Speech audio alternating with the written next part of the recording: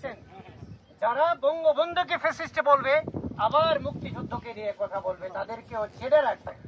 এবার আমরা এই শহরে আমাদের কিছু বামাতি প্রগতিশীল আছেন যারা বঙ্গবন্ধুকে ফ্যাসিস্ট বলবে, আবার মুক্তিযুদ্ধকে নিয়ে কথা বলবে, তাদেরকেও ছেড়ে রাখবে।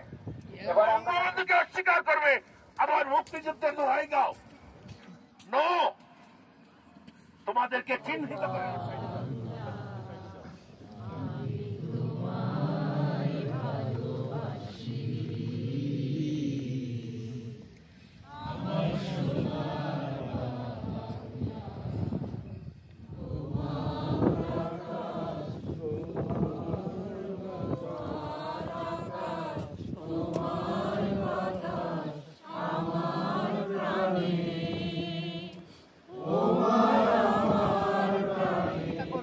আমরা আমাদের জন্য কবিতা করব, মুক্তিযুদ্ধের জন্য কবিতা করব, করবেন না।